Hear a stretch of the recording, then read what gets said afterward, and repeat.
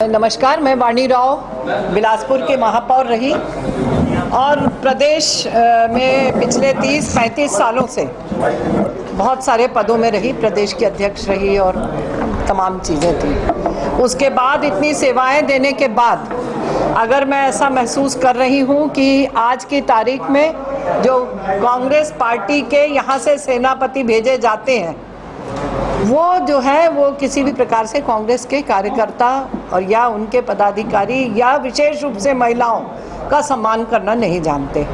ये अभी बयान कर रहे थे कि हमारे यहाँ पे पार्टी को बेचकर जिस तरीके से बनी बनाई बहुमत की सरकार थी और दोबारा बनने की पूरी गुंजाइश थी, कार्यकर्ताओं ने इतनी मेहनत की थी, उसके बाद जो सरकार गिरी वो इस भ्रष्टाचार के लिए उसकी बलि चढ़ाई गई। और आज मैं ये कह सकती हूँ कि इसके जिम्मेदार शैलजा जी हैं। अब वजह बताती हूँ।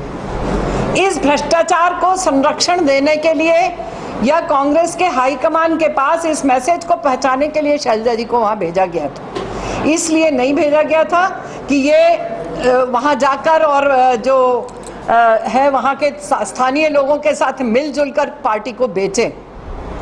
उन्होंने ये किया।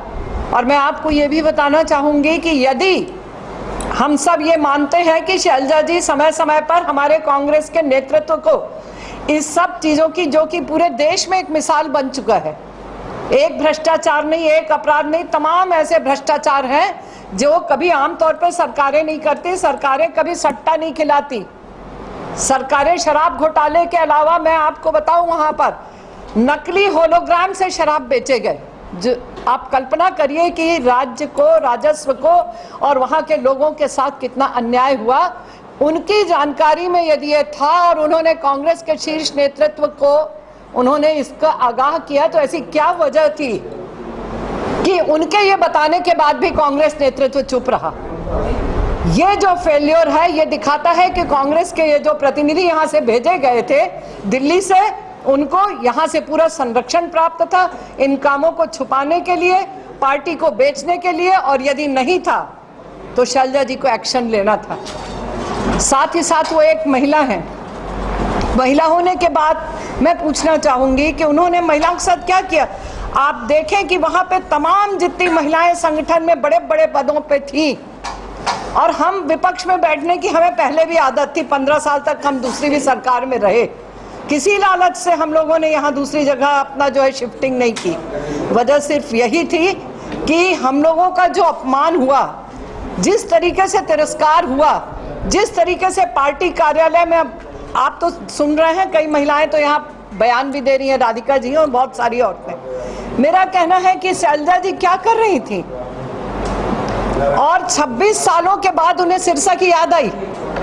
26 साल तक यहाँ वहाँ घूमती रही, कभी आई सिरसा पूछने हालचाल? जिसको 26 साल तक चिंता नहीं थी, जिसका अनुभव हमें है कि हम छत्तीसगढ़ से आकर हम सब साथी एकजुट होकर आए ये बताने कि अब सिरसा को शैलजा से बचाना, ये हुआ। हमारे साथ हमारी बहन अनीता रावटे जी भी हैं, आप इनसे बात करिए। बताइए। नमस्कार। आप लोगों से बातचीत करके बड़ा अच्छा लग रहा है कि आप लोग जागरूकता के साथ हमारी बातें लोगों तक पहुंचा रहे हैं। दरअसल हम लोग ने ये देखा कि छत्तीसगढ़ में जिस तरह महिलाओं की स्थिति है, जिस तरह शैलजा जी ने महिलाओं के प्रति अपनी असंवेदनशीलता दिखाई है, जिस प्रकार हमारा अपमान हुआ है वहाँ, और वो उन लोगों का अपमान हुआ है जो ज़मीनी स्तर के नेता से लेके बड़े स्तर तक के नेता थे। तो जब महिलाओं का वहाँ सम्मान नहीं हुआ तो हम सिरसा की बहनों को आगाह करने आए हैं, यहाँ के लोगों को आगाह करने, और ये हम लोग अपने आप आए हैं, हमको किसी ने भेजा नहीं। हमने एक ग्रुप बनाया कि यदि छत्तीसगढ़ में हमने कांग्रेस छोड़ी है तो किस तकलीफ में छोड़ी है। 30 साल यदि कांग्रेस को हमने सींचा है और सींचने के बाद उस पेड़ को हमको छोड़ना है, बहुत तकलीफदायक होता है, लेकिन हमको छोड़ना पड़ा बहुत सारी परेशानियों के कारण, अपमान के कारण, आत्मसम्मान के कारण। और यही बात हम बताने आए हैं सिरसा की बहनों को, आप लोगों को और सारी जनता को कि यदि नेता चुनना है तो ऐसा चुनिए जो आपके साथ जुड़ के काम करे। अशोक तंवर जी को हम जानते हैं, हमने काम किया है उनके साथ, उनकी कार्यशैली को जानते हैं कि लोगों के साथ जुड़ के काम करते हैं। काम किया उन्होंने, इस क्षेत्र को बढ़ाया, पल्लवित किया और आज आपके साथ हैं।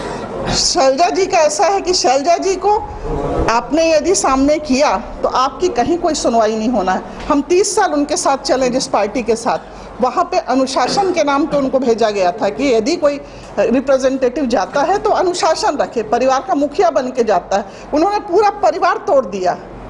आज छत्तीसगढ़ में जो हाल है, हम बहुमत की सरकार पे थे, संघर्ष के बाद हमने सरकार लेके आई थी, और संघर्ष एक आदमी का नहीं होता, संगठन में संघर्ष पूरे लोगों का होता है, एकजुट होता है। और संघर्ष के बाद जब सत्ता मिली तो सिर्फ 5 लोगों ने, 6 लोगों ने, 10 लोगों ने, 20 लोगों ने मिलके सत्ता का दुरुपयोग किया।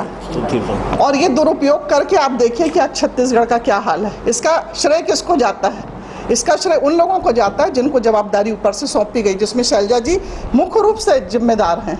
टिकट का बेचना आपने देखा, कई तरह के आरोप हैं जो कि अभी चल रही है जिसकी जांच, परंतु कुल मिला के ये स्थिति है कि न महिलाओं का सम्मान हुआ, न कार्यकर्ताओं का सम्मान हुआ, और न ही उन लोगों का सम्मान हुआ जिनके कारण पार्टी आज जीत की कगार पे है। जीती हुई थी पार्टी को इन्होंने हरवाया। तुलसी साहू जी हमारे हैं।